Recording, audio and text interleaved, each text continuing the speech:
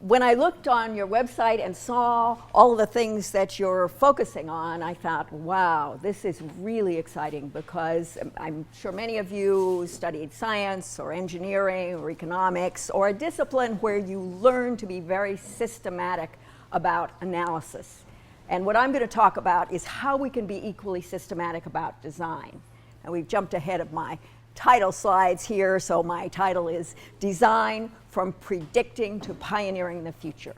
And I like to spell that with a Y, design, to emphasize that design is really about synthesis, about the big task of integrating data systematically.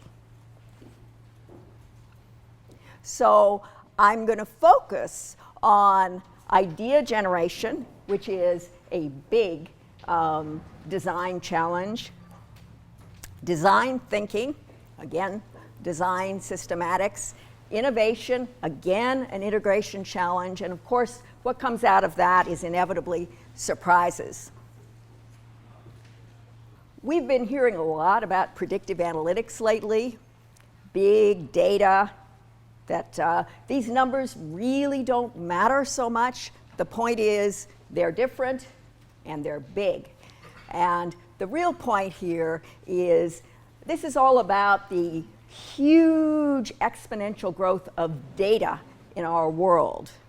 But big data is only useful if we make sense of data. And making sense of data means that we must bring our many eyes on the world to this data interpretation challenge. And that requires design. We've had some recent examples of the challenge of integration using mobile devices effectively. The Kobe earthquake in Japan cost $100 billion US in 1995. Hurricane Katrina cost $81 billion 2005 dollars, and if we made those 2013 dollars, it would be $108 billion 2013 dollars. In 2011, the Christchurch earthquake in New Zealand cost $40 billion, and that was an instance when a new young venture company working on crowdsourcing the interpretation of satellite imagery came in and worked on that earthquake and managed to make the recovery process much more efficient. Katrina had been a complete disaster. We didn't have any of those tools then. We're getting smarter. Sandy, $65 billion US, and the new organization Spark Relief was formed out of the Sandy emergency. Biggest disaster practically of all time, the Tohoku earthquake in Japan in 2011, $235 billion. The recent Moore, Oklahoma tornadoes, $3 billion, and about the same time we had drought in the Midwest, which cost us $35 billion. Now, without any adjustment for inflation, if you simply add all those figures to just get a rough, you're looking at $559 billion, more than $500 billion, unadjusted. Just that particular set of disasters. I didn't even mention Rita and many others. And so the challenge is, how do we integrate data from many, many different sources into a collaborative intelligence system that can begin to address this problem? And that requires design. Larger, much, much larger problem, much, much more complex. The emphasis on supply chain management has typically focused on how we're going to get resources from the location of production to the location of manufacture to where the products are distributed.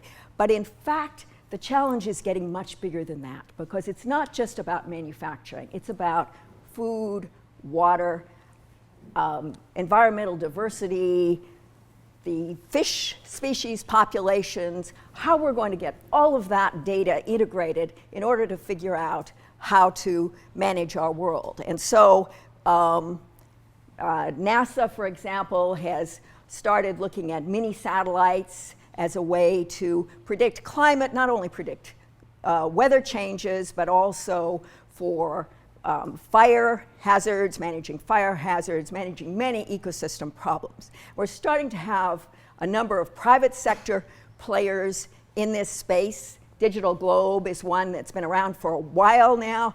They just in 2013 acquired GOI, and they acquired Tomnod.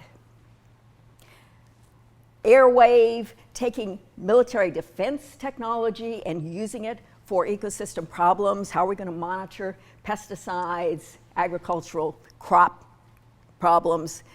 Planet Labs has gotten a big boost recently from DFJ and is moving very fast into this arena. This is an image of satellite tracking of animal migration. In other words, mammals in the ocean. I was just at Google Science Foo last weekend, and it was really an interesting collection of several hundred people. They do this once a year, and they bring in people in different areas that they want to watch. And so it's kind of interesting to see how those clusters of ideas start to connect. They had a number of people with my interest in, what will the next generation of crowdsourcing look like? What's collective intelligence able to do for us? They had a number of people focused on smart health, smart education, and biotechnology. But one of the really interesting things was they had a number of naturalists looking at tagging species. And one of them is the world expert on whale sharks.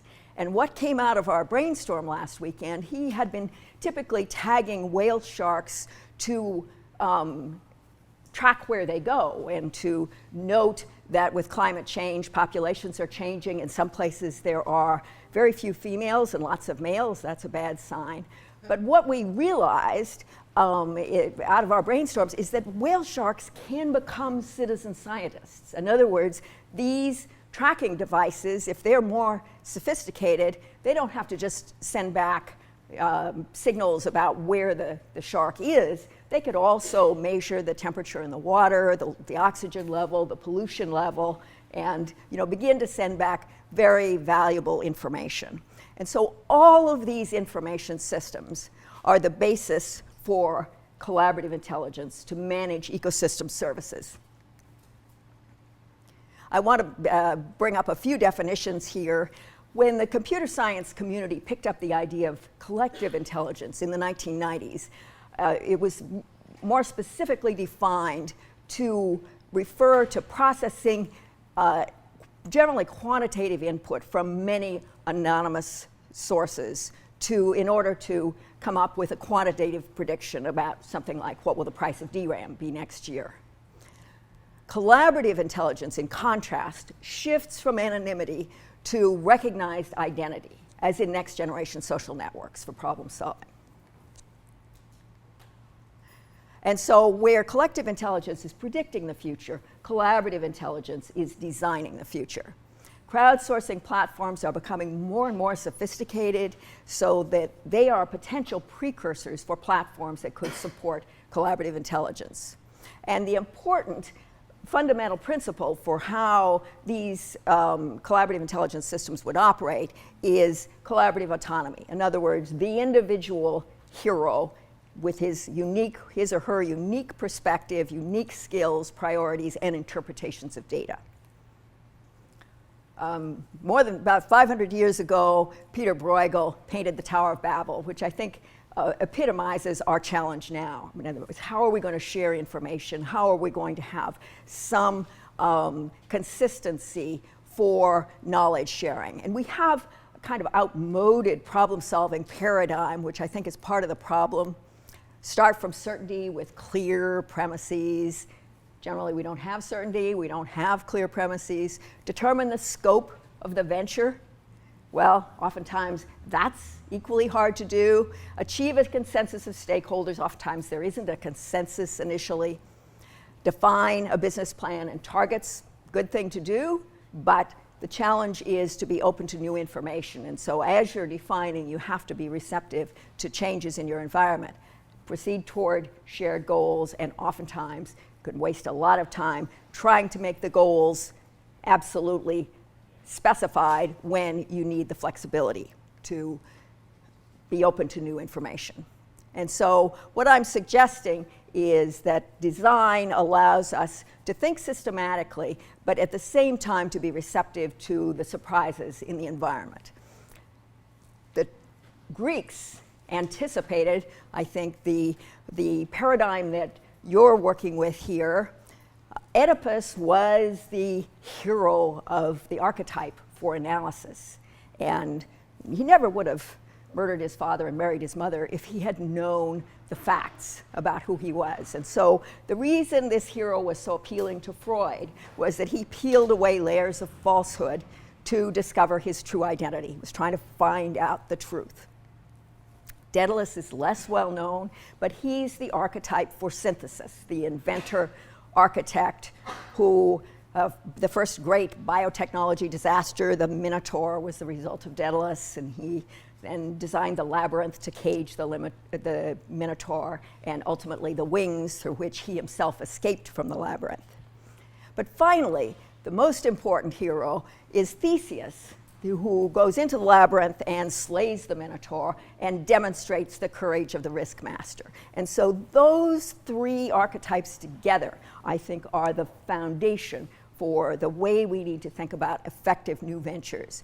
And the risk master, then, the idea of Theseus is not simply that he slays the Minotaur, but that he goes in, he takes a solitary journey and discovers what he is fundamentally afraid of, and comes out of the labyrinth with the courage to bring his unique gift to the world.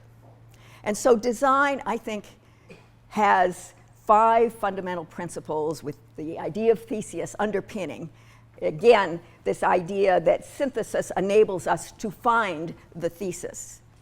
And starting from a kind of stick figure character with lots of options, we're gradually selecting, responding to the signals in our environment, bringing our unique talents to the problem of defining our own role and what we're going to do. So picking your chosen problem, your unique skills, identifying what those are, your unique social network, what you most like to do, your future contribution, and finally, the focus of your particular eye on the world and what you can bring. And so the first principle, which nature illustrates so beautifully, is harness tolerance. Typically in engineering, we're trying to minimize tolerance, design to very tight specifications, but in fact, evolution works exactly the opposite way. Evolution's creativity results from tolerance for deviation, but it's a very systematic kind of tolerance. In other words, it's not tolerating everything. It's the idea of speciation was how nature determined that your dog can't mate with your cat, right? So design tolerates ranges of deviation, maintains flexible boundaries, retains material with future potential, optimizes the range of variation from the norm, and embeds standards in decision-making criteria that determine what to accept and reject. And so the flexibility in nature is that your dog can't mate with your cat, but there's quite a lot of flexibility in what might be considered a dog. Mold uncertainty, assuming that we always have uncertainty, we need to work creatively with it. Idea generation, where you see a problem, you bring your tools and methods to that problem, hopefully resulting in some kind of innovation, but then there are inevitably going to be surprises. This allowed me to call Ed Koren, the wonderful cartoonist, to say, may I use your cartoon here, great guy. And so this is what I call the paradox of prediction. It typically in science, in the hard scientists, the focus is on certainty and trying to, the theory is attempting to predict as accurately as possible the course of events. The life sciences have recognized the importance of probability, risk, statistical inference, but both of these top 2 quadrants are passive. And as we move into innovation and designing the future, we move into the active quadrants, 3 and 4, where what we think is actually going to affect what really happens. And so thought has the power to change reality. Game your venture. Again, the idea that the objective facts that the data we collect and organize is complemented by our subjective capacity for pattern recognition, and that the great game player is able to recognize patterns emerging. In other words, this implicit potential becomes explicit. And so objectivity and subjectivity together create design. Cross-pollinate. And there are a number of empty construct tools that you can come up with for that. This is just one example. So suppose you start with a completely empty matrix. You say, okay, let's draw a T-chart here and think about demand clusters for the product that we're about to commercialize or develop. One demand cluster might be geo or co-located people sharing a city, people with a shared condition or a shared diagnosis or age or status, a shared hobby, love of wilderness or love of the arts, a shared problem, a shared need or tool, and of course we shouldn't forget about the long tail. Sometimes a small market where you can move in and be the only player in that market is much more powerful than a huge market where you're just going to be a very small player. Big trends, mobile computing, big data analytics, eco-sustainability, smart cities, health extension, wearable computing, next generation social networks. And again, the long tail can be that very unique idea where there isn't necessarily a big market and there may not even be a trend. Maybe you'll create the trend. And so, for example, the company Cure Together, it was started by a husband-wife team, and they thought their idea was that someone goes in, they have a pain, they get a diagnosis, and they think, oh my God, I never thought I'd have cancer. Suddenly, I'm facing something that I didn't know anything about. And so they want to find others who've had a similar diagnosis. And so they created an online web environment to create social communities around shared diagnoses. And within a couple of years, they were bought by 23andMe. They did extremely well very quickly. The long tail, and most of you probably know about the mushroom guys, and that was an example where one wouldn't think there'd be much of a market at all. And then they founded Back to the Roots, BTTR Ventures, and are doing extremely well with little gift packs of mushrooms that you can grow in your kitchen or grow in your school classroom. And so once you've listed some big trends or trends that intrigue you and demand clusters, you can start to fill in that matrix and just use it to jog your thinking so that you come up with new ideas that you might not have thought of before. Finally, the big challenge is to converge on a solution. We tend to assume that if we're going up, we must be doing better. But sometimes that's not necessarily the best way to arrive at the result that you want. And so the challenge is, how do you keep your options open? And the trace cycle is another tool. Trigger, looking for a problem, a need, a potential for innovation. Reaction, you look at the general context and current practice and see what the prospects are to make a difference. Action is a process of generating alternatives. You then do a competitive analysis, see what else is in that space. And finally, an evaluation, which may make you decide that you need to cycle around again. In other words, you don't necessarily implement at this point. You may go back to look at more triggers and to go around again, or you decide to implement the selected alternative. But the point is, this idea generation tool is partly about collecting facts, right, collecting the data, but it's also your interpretation of that data. And so always these two, the so-called objective data and your interpretation of the data, are critically complementary.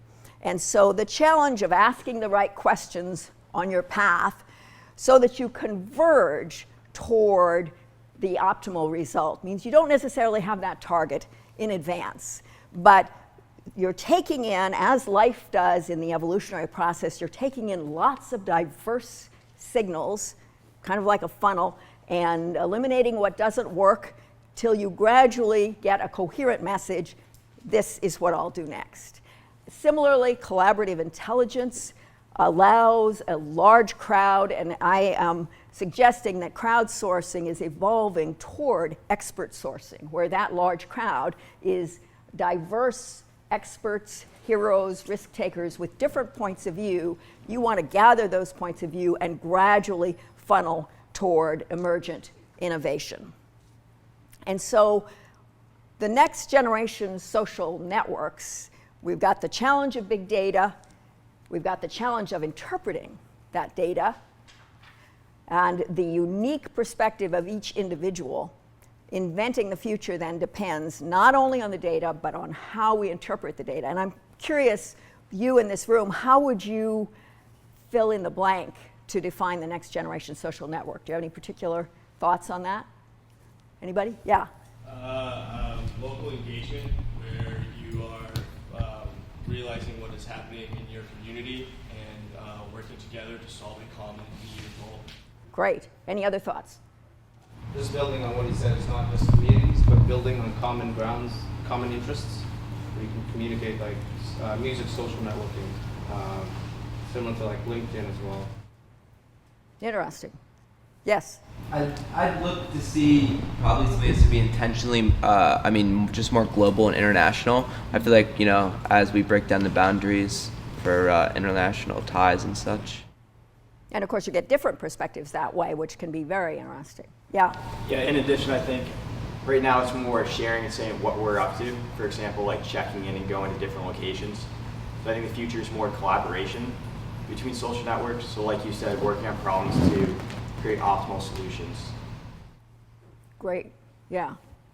I once heard someone describe Facebook as the general store in the Wild West. And as we settle out more and more, you can have different stores, and the general store will eventually be kind of irrelevant, and you can go each place for exactly what you need. Very interesting. And of course, the capacity, though, to link those different specific stores. Yeah.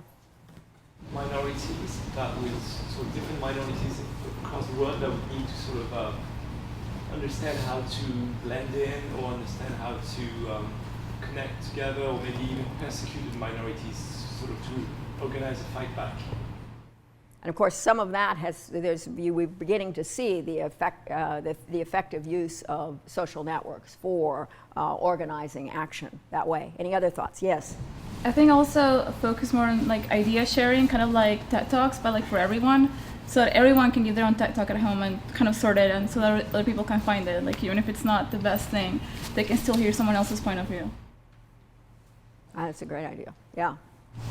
There might be social networks that make it easier to have like that real personal connection with people, rather than like Facebook, which tends to be just like kind of pointless conversations where you actually have like really engaging conversations with people who share your interests, and maybe people you're friends with as well. And so, but one of the challenges, we've got a particular format now that is comments and sequence, right?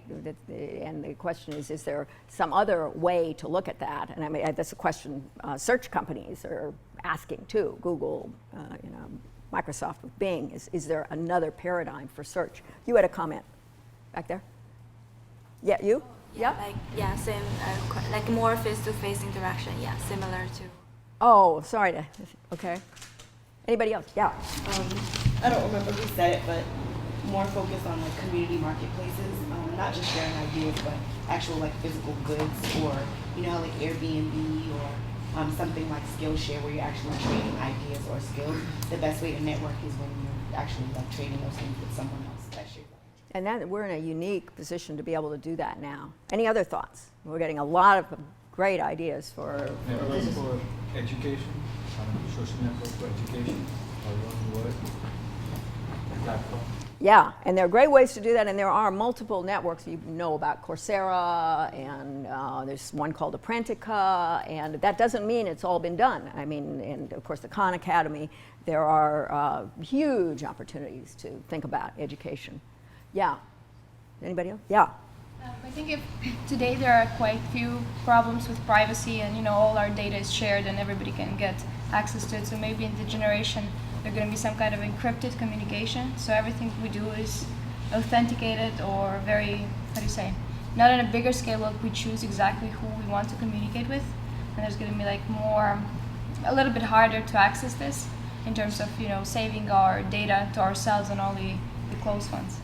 Well, that's very important, not only from the personal point of view of information sharing, but say the example that I gave earlier of the whale shark and the naturalists who are tagging species. And one of the questions that came up was, well, what about, you know, if you tag the black rhino, and the black rhino is an endangered species and there are poachers, right, going in trying to capture and kill black rhinos, you don't want that information available to everybody. And so there are really subtle issues about levels of permissions and how you know that the data will be constructively used as opposed to not well used. Yeah.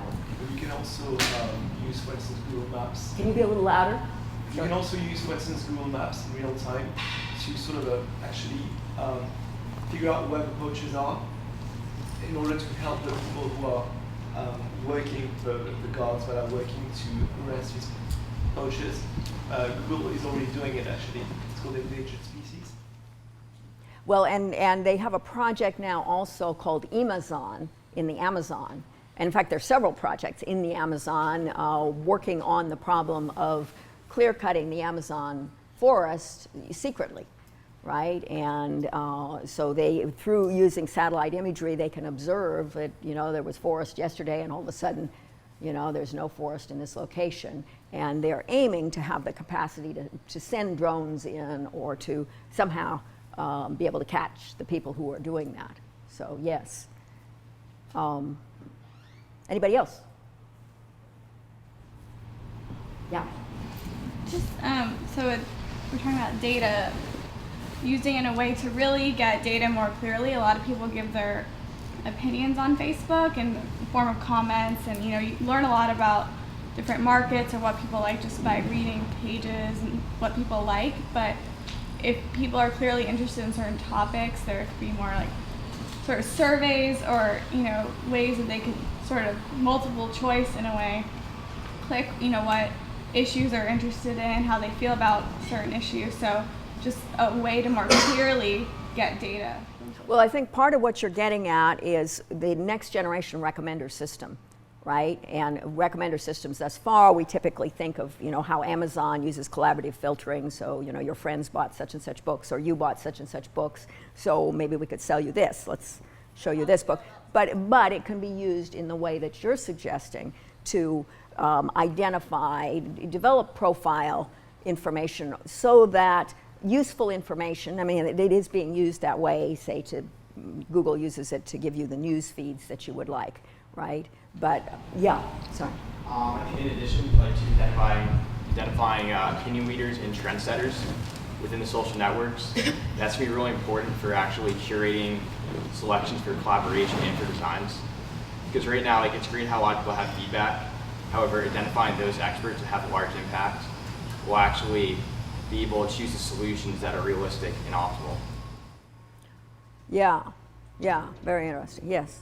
It also would be interesting to have like a multidisciplinary approach to recommendation engines. Like if the engine knows that you're interested in these particular topics, maybe it suggests something for furthering your education into other disciplines as opposed to just recommending things that you're already reading. Like within the same exact topic, maybe it's like making a suggestion for the next thing that you should learn about that will make your view a little bit more holistic.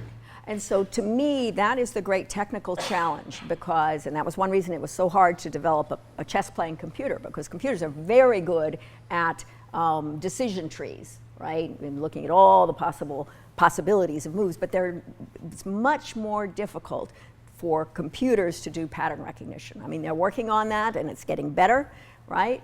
But the capacity to see emergent possibilities, which is what I think you're talking about, where you have a partial pattern and you're looking at how that pattern might be completed. That's a big technical challenge. Yeah.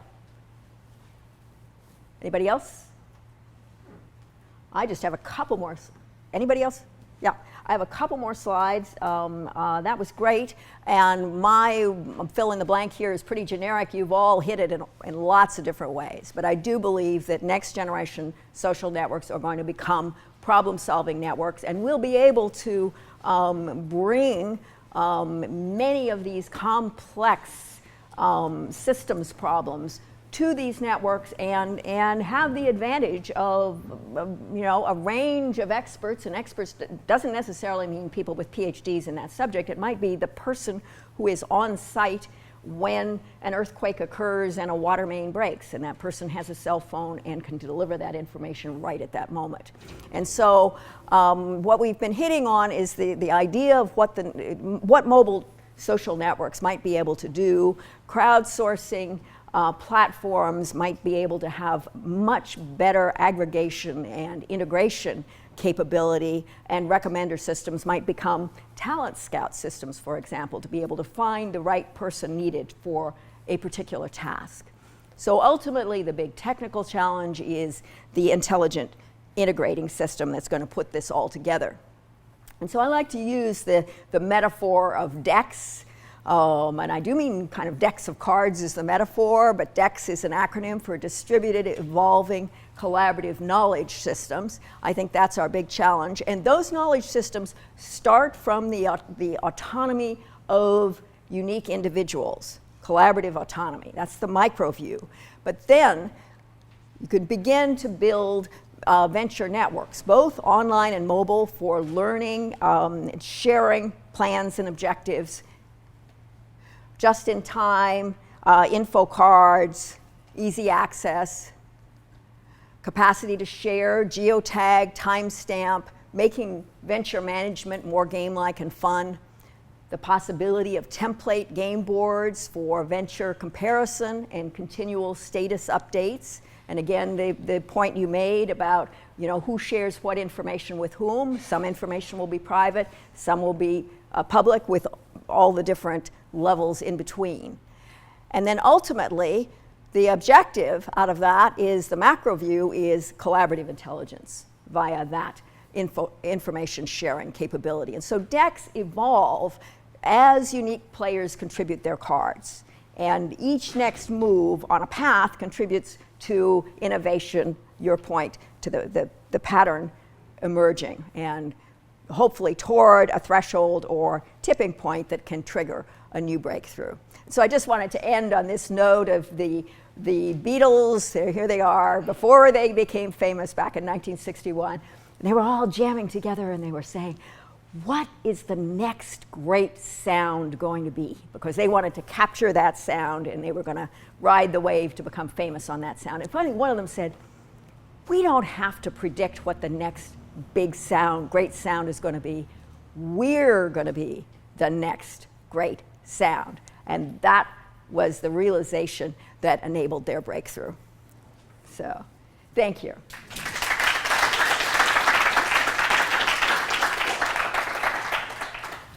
Questions, comments? Yeah. So in order to have a collaborative intelligence, you say like anyone really can contribute, right? Like if you're near an earthquake and you happen to have the camera or the phone, you can be an expert just because you were there. I'm wondering is, does everyone really have access to the technology? Like, should we give everyone in the world a cell phone or a computer and like internet access? How available is that right now?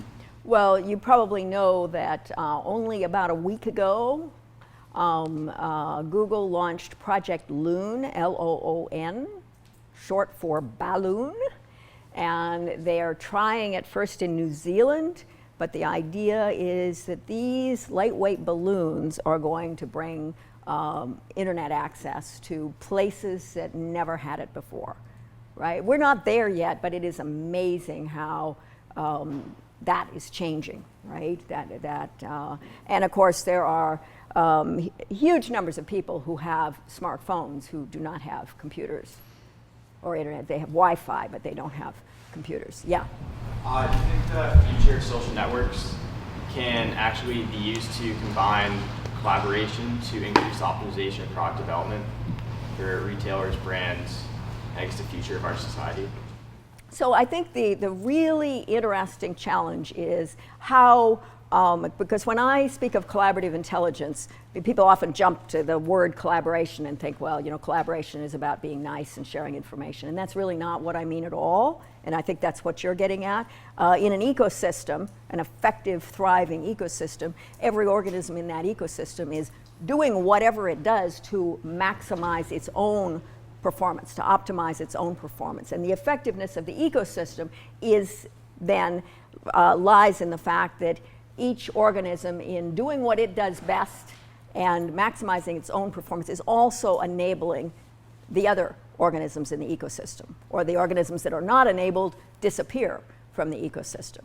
And so the question is, how can we translate what we can learn from what makes ecosystems successful into the business environment? And so what I think that means is that it's a combination of effective competition, but in an environment where there's also an awareness that you gain by sharing information. And the question is, when do you do which, right? Yeah. Like any ecosystems, like I see any business idea or any community, there's things like bureaucracies.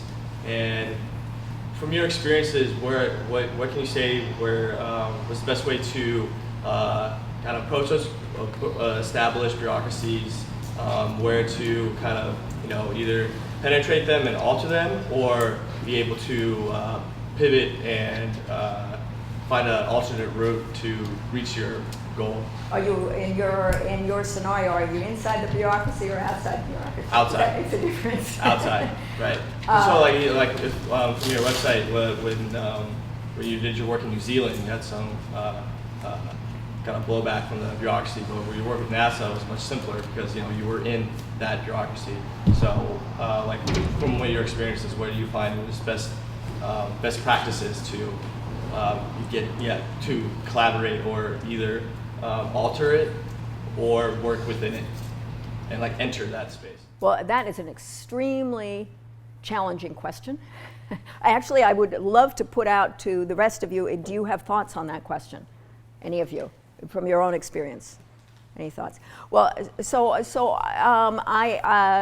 we have huge bureaucracies and we have huge problems with change agency. I mean, there's starting to be a real focus on change agency in, at least in large corporations and even in the government, because I think it's such a difficult challenge.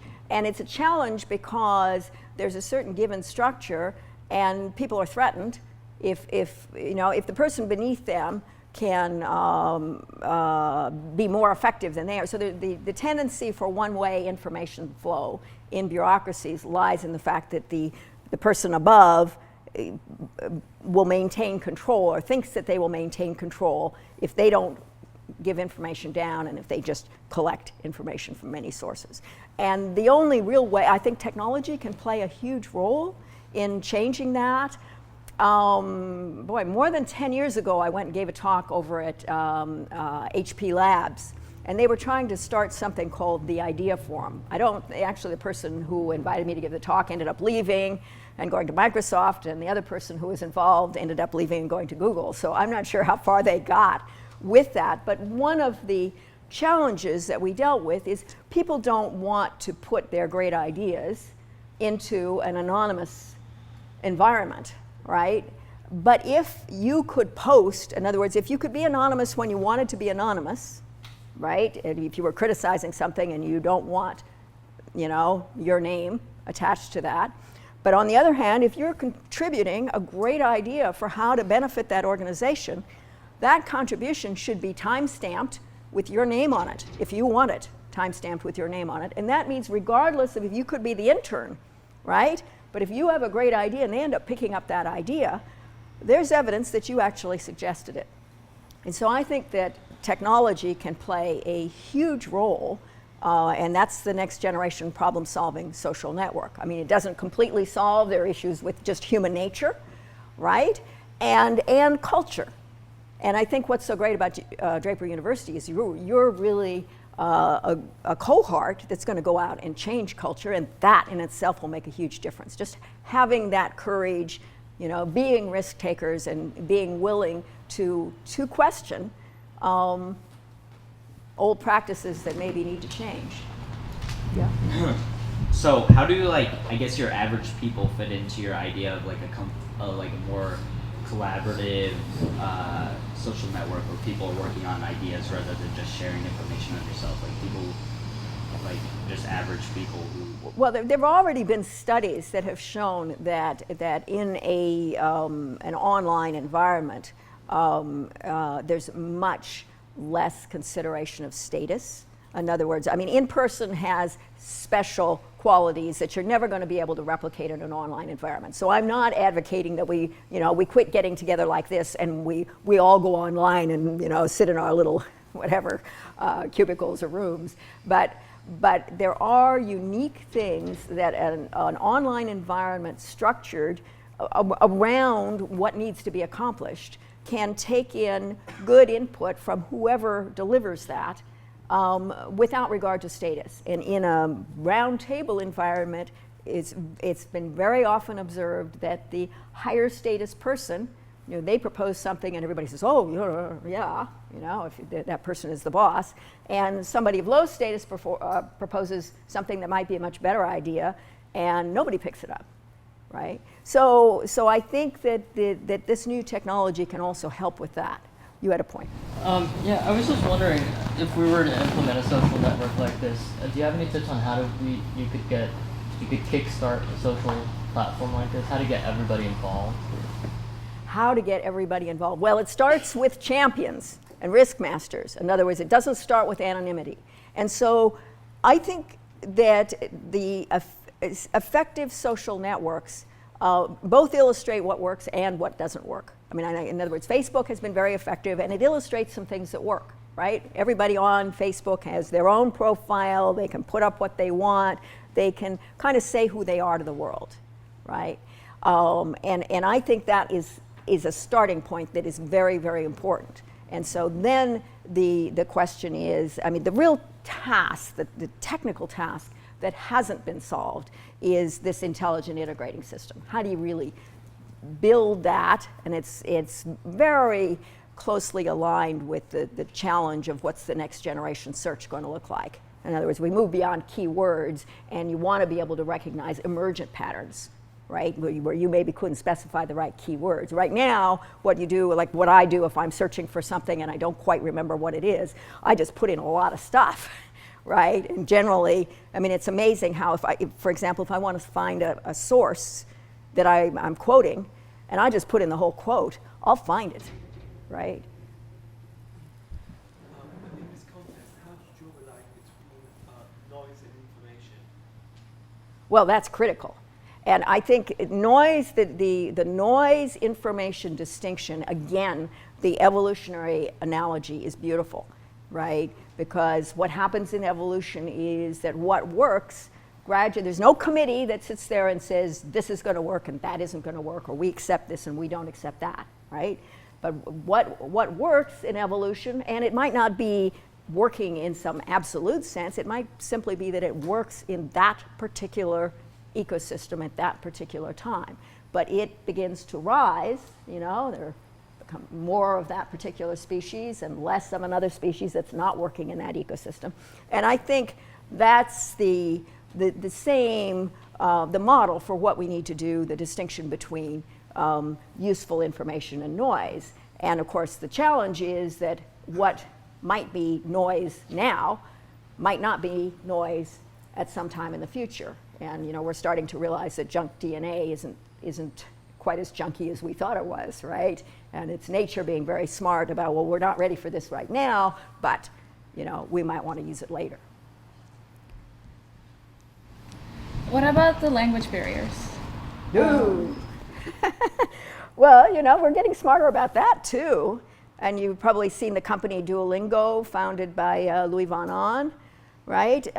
Which is going to really work on the kind of the crowdsourcing concept that translation can occur even when the translators don't speak both languages, right? Just by getting a very poor automated translation and then saying just, I think I'd fix it like this, and a kind of a back and forth iterative process for translation. But I think the biggest challenge now is stitching together what automated systems can do extremely well and what only human systems can do equally well. And it's rather unfortunate that in computer science, there was this schism where all these smart people went off to try to do artificial intelligence, and they discovered lots of wonderful things, and machine learning, and and then another group went off in the direction of human-centered computing, and they were very design-oriented, like cool gizmos and so forth, but there was really a lack of attention to the question of how does human pattern recognition, and not just human, animal pattern recognition, all the living systems that we might want to work with, how do we bring that together with the automated systems? And so when I speak of a collaborative intelligence system, to me, every sensor, if the sensors are identical but they're not in the same place, then they have different informational signatures because they're sampling different information.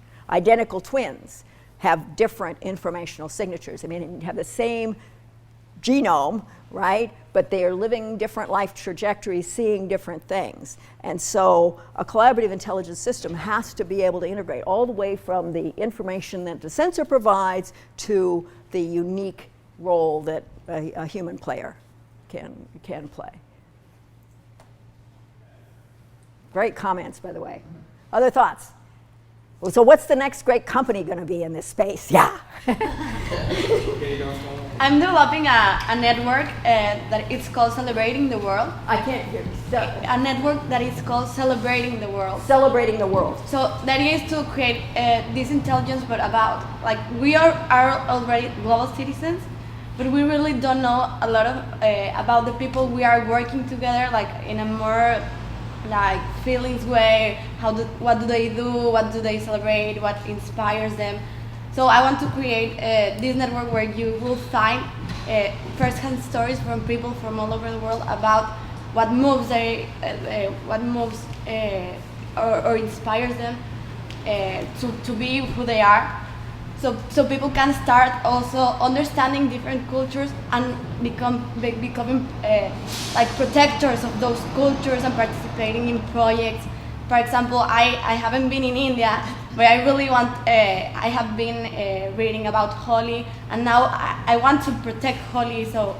You mean Hollywood and Bollywood? Are you talking about? Holi. It's a festival of colors. Oh, sorry. So there are a lot of celebrations that we don't know about. So it's a start to start knowing like a little further about the people where. I think that's a wonderful idea. Do you have a website URL so I can watch for it? Yeah. What is it? It's celebratingtheworld.com. It's celebratingtheworld.com.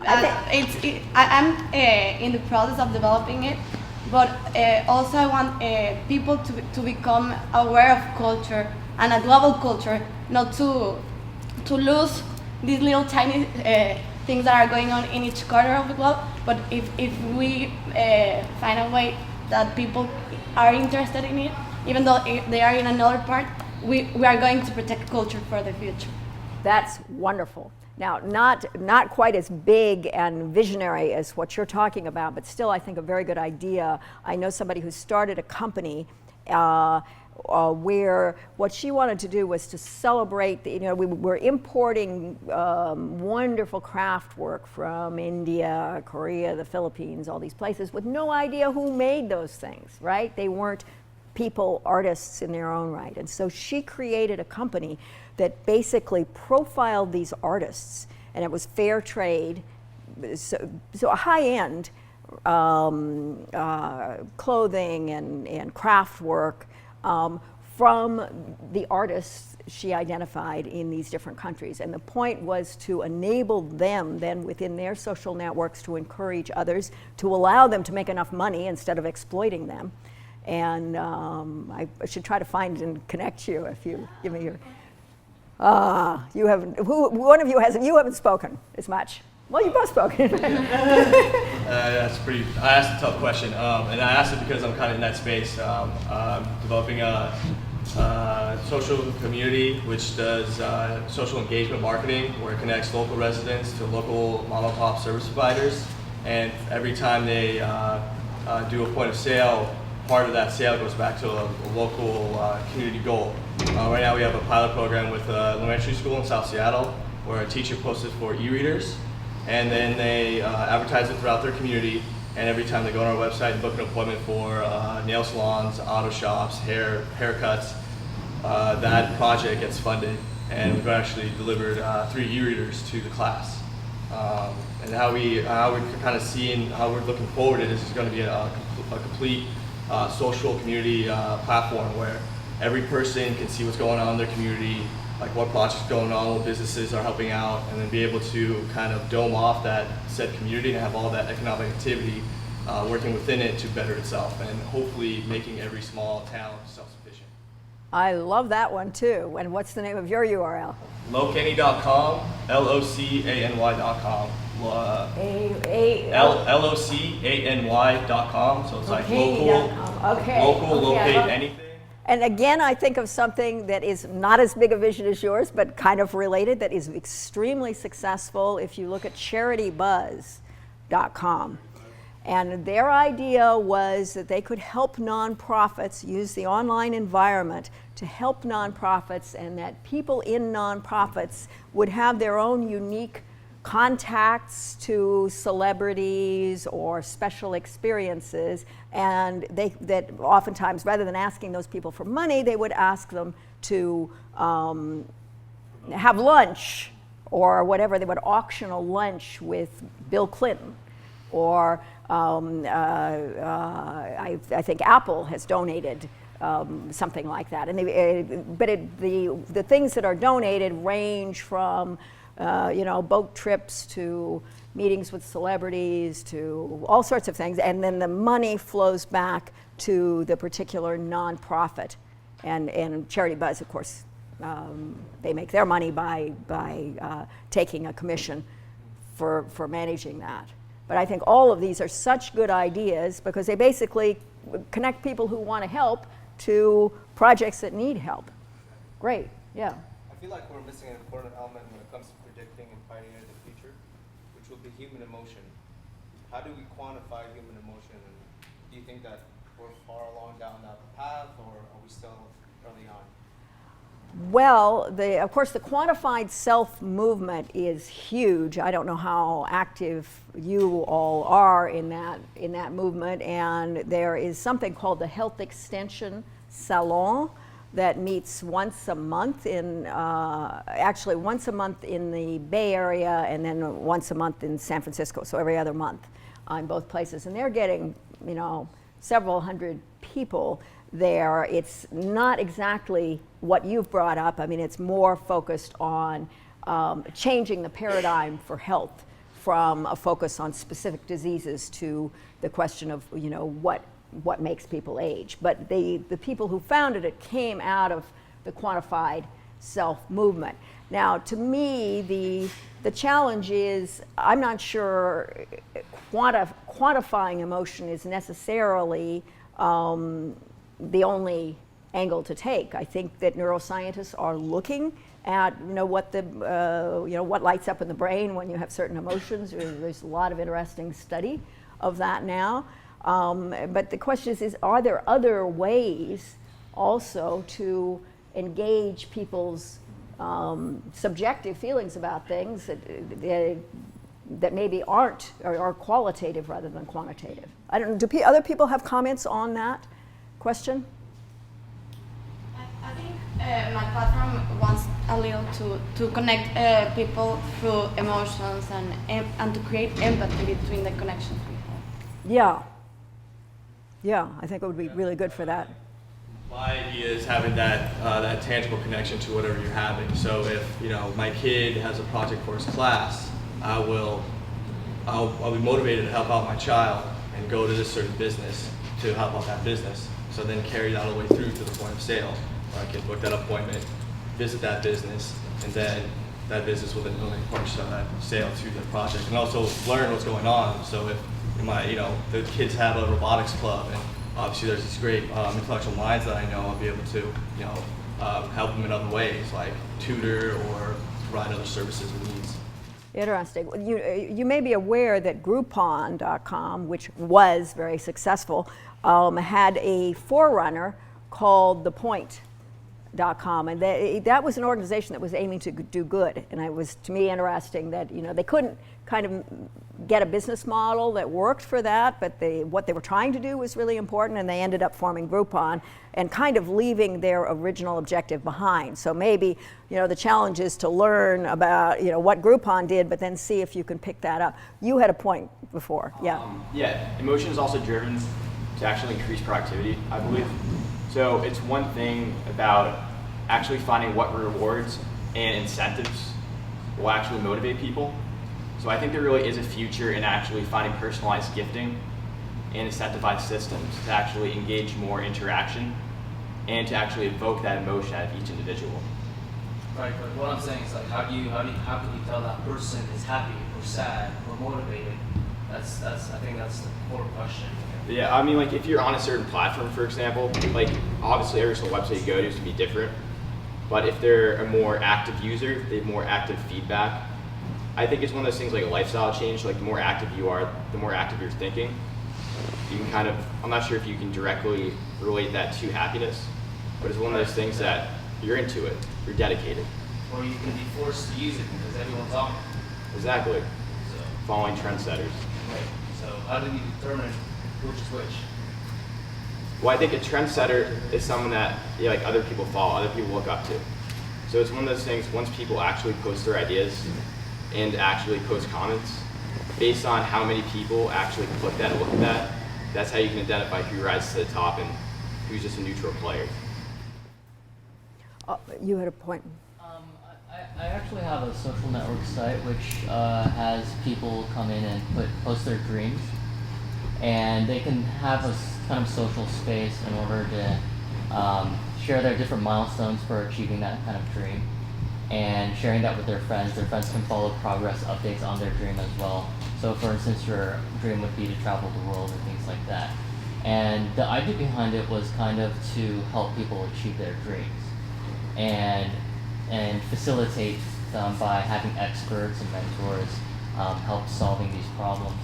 But one of the issues that we encountered, and it might have been a problem with our own execution, was that this kind of idea is sort of a nice to have rather than a need to have.